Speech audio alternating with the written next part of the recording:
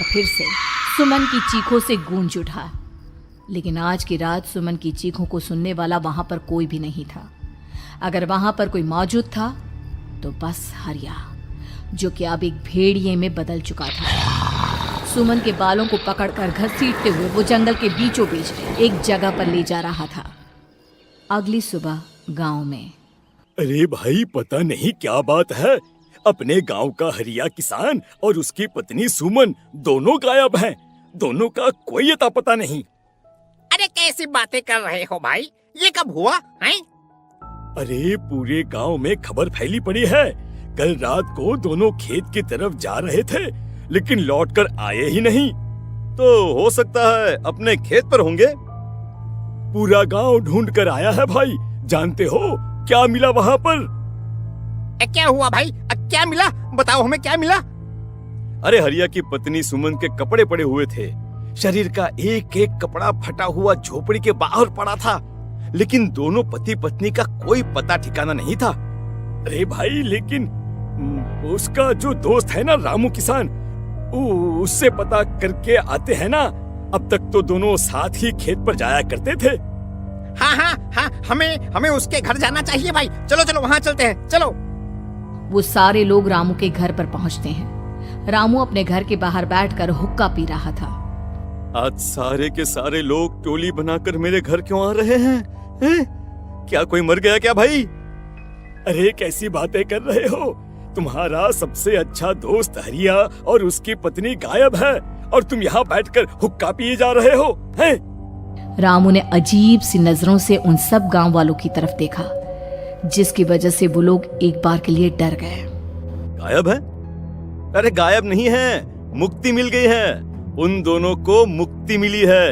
इस दुनिया में आकर हर इंसान पाप करता है और उसे उसके पापों के लिए मुक्ति मिलना बहुत जरूरी है। अरे ये कैसी बहकी बहकी बातें कर रहे हो भाई हैं? और इसका चेहरा अजीब सा क्यों लग रहा है?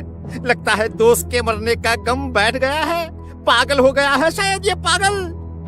ये बात सुनते ही रामू चीख कर जोर से चिल्लाते हुए कहता है, पागल मैं नहीं हूँ, पागल तुम सब हो।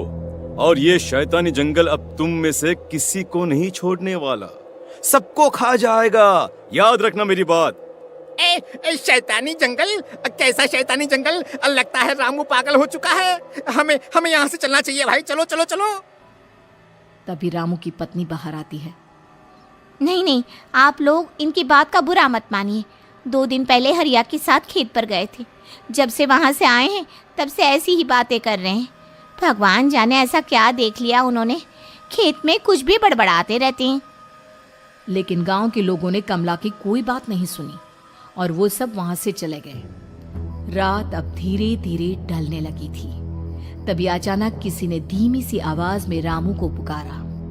रामू, आ जाओ, मैं तुम्हारा इंतजार कर रहा हूँ। और सुनो, अपनी पत्नी को साथ लेकर आना, नहीं तो काम अधूरा रह जाएगा।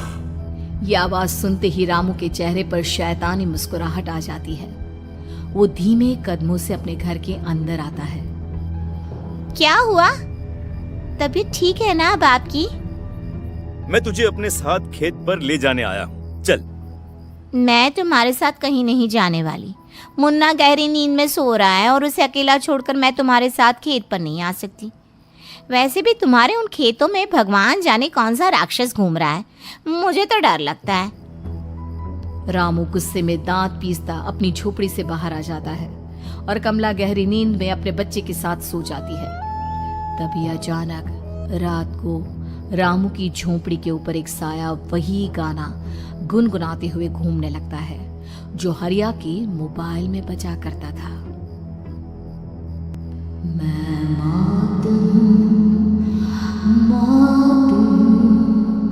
मौत जो पसरी है चारों ओर, जो आएगी कहीं से भी निगल जाएगी सबको। मैं मौत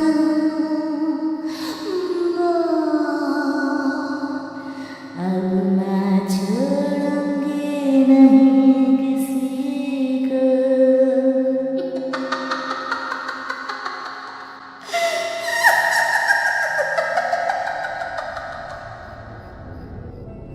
ये आवाज सुनकर रामू की पत्नी कमला की आंख खुलती है और वो देखती है कि उसका मुन्ना अपनी जगह से गायब था। कमला चीखते हुए बाहर दौड़ कर आती है। वहां पर उसने देखा कि रामू ने अपने बच्चे को झोपड़ी के बाहर एक पेड़ से उल्टा लटकाया हुआ था और उसका बच्चा चीख चीख कर रो रहा था। वहीं दूसरी तरफ एक साया बच्चे के ठीक नीचे आग जलाकर उसके चारों तरफ हैवानों की तरफ नाच रहा था। छोड़ दो मेरे बच्चे को। अरे क्या कर रहे हो तुम? शर्म नहीं आती तुम्हें अपने ही बच्चे को इस तरह मौत के हवाले करते हुए? अपना बच्चा? किसने कहा ये मेरा बच्चा है? अरे ये तो उस रामू की औलाद है, इस गांव के किसान रामू की, और मेरी दुश्मनी इस गांव के हर इंसान के साथ है।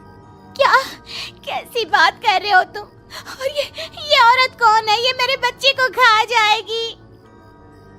तभी अचानक से उस साया ने एक बेहद खतरनाक दिखने वाली औरत का रूप ले लिया और उसकी आंखों से आग निकल रही थी।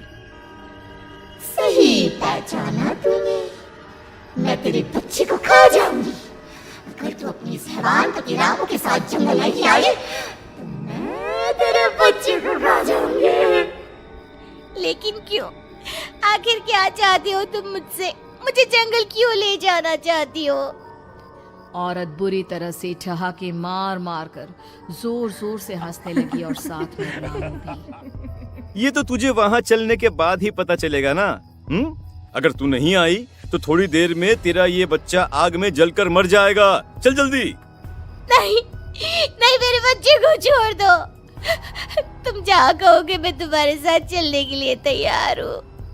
और उसके बाद उस बच्चे को झोपड़ी में लिटाकर आगे आगे वो साया चल रहा था और उसके पीछे पीछे रामू अपनी पत्नी के बाल पकड़कर उसे घसीटते हुए जंगल की तरफ ले गया। जंगल में जाने के बाद कितनी खूबसूरत हो तुम। आज की रात बस तुम और मैं एक दूसरे के साथ रहेंगे। मुझे तुमसे बहुत डर लग रहा है। तुम्हें क्या हो गया है? तुम तो बिल्कुल ठीक थे। वो होगा जो हमारे बीच होना चाहिए। तो आओ अपने आप को मेरे हवाले कर दो। कमला ने डर की वजह से अपनी दोनों आंखें कसकर बंद कर ली थी। रामू ने बुरी तरह से चीख कर कमला से कहा, आंखें खोलो अपनी और मेरी तरफ देखो। कमला ने जैसे ही अपनी आंखें खोली उसने देखा कि रामू एक खतरनाक खूनी हैवान में बदल चुका था। कौन हो तुम? जाने दो मुझे। क्या चाहते हो मुझसे? वही जो एक आदमी एक औरत से चाहता है। मैं तुम्हारा पति रामू नहीं बल्कि इस जंगल का एक भेड़िया हूँ और आज की रात तुम्हारे खून से अपनी प्यास बुझा जाऊं। और उसके बाद वो जंगल कमला की दर्दनाक चीखों से गूंज उठा। अगली सुबह कमला के कपड़े भी जंगल में उसी तरह पाए गए जैसे कि सुमन के पाए गए थे। इस घटना के बाद पूरे गांव में दहशत का माहौल था।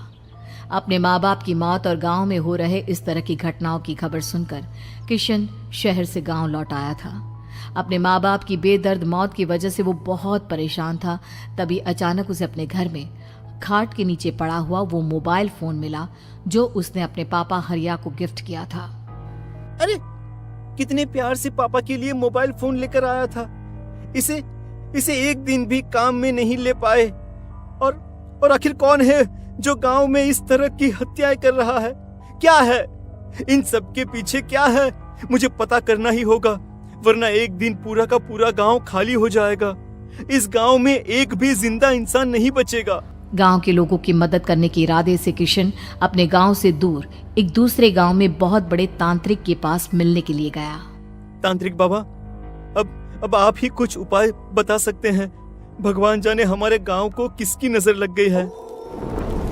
नजर नहीं लगी है, किसी ने तुम्हारे गांव को बद्दुआ दी है।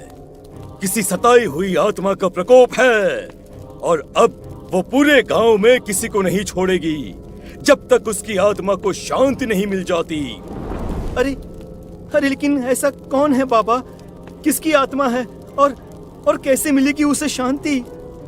मौत है, मौत कहीं से भी आएगी और सबको निगल जाएगी। इससे बचने का सिर्फ एक ही उपाय है, लेकिन उस उपाय को करना आसान नहीं होगा। जो भी उस उपाय को करने की कोशिश करेगा उसकी जान जा सकती है। भले ही मेरी जान चली जाए, लेकिन मैं अपने गांव के लोगों की जान बचाने की पूरी कोशिश करूंगा बाबा। तो ठीक है फिर, अगली अमावस की रात जैसा मैं कहता हूँ वैसा ही करना। अमावस की रात तांत्रिक के बताए अनुसार किशन अपने साथ केरोसिन लेकर जंगल की तरफ चल पड़ा। उसके हाथ में देवी के मंदिर का सिंदूर भी था। किशन जंगल के बीचों बीच पहुंचा। ये देखकर उसकी आंखें फटी की फटी रह गई। वहां एक उबलते पानी का तालाब था और कई लोगों की लाश लटक रही थी। किशन की माँ बाप की लाश भी वहीं थी। माँ, बापू, क्या हो गया? ये क्या हो गया? तभी वहां पर एक औरत और आदमी आते हैं। उन्हें देखकर किशन चौंक जाता है। गोपाल काका, आपकी तो 5 साल पहले मौत हो गई थी। और निर्मला काकी, आप? मौत तो हो गई थी, लेकिन तुम ये नहीं जानते कि हमारी मौत कैसे हुई थी। क्या कहना चाहते हैं आप? कुछ नहीं, बस ये जान लो कि अब इस गांव में कोई जिंदा नहीं बचेगा। लेकिन क्यों काकी? क्योंकि 5 साल पहले इन गांव वालों ने मुझे डायन बताकर पत्थर मार मार के मार डाला। मेरी कोई गलती नहीं थी। गांव का एक बच्चा क्या लापता हुआ, सारा इल्जाम मेरी पत्नी पे डाल दिया। और जब मैंने निर्मला की जान बचाने की कोशिश की तो मुझे भी मार डाला। आपके साथ ये बहुत गलत हुआ काकी, लेकिन आप जो कर रहे हैं वो भी सही नहीं है ना? तुम यहाँ से चले जाओ वरना तुम भी नहीं बचोगे। हमारी आत्मा पिछले 5 साल से मुक्ति के लिए भटक रही है। चले जाओ यहाँ से। मौका देखकर किशन सिंदूर उन दोनों के ऊपर डाल देता है। उनका शरीर जलने लगता है और वो भयानक तरीके से चिल्लाने लगते हैं। अगले ही पल किशन उनके ऊपर केरोसिन डाल देता है और वो दोनों जल जाते हैं। किशन अपने माँ बाप और दूसरी लाशों का अंतिम संस्कार करवाता है और अपने घर लौट आता है। लेकिन वो अभी भी इस बात से अनजान है कि मोबाइल अभी भी बज रहा था। मैं मौत हूँ।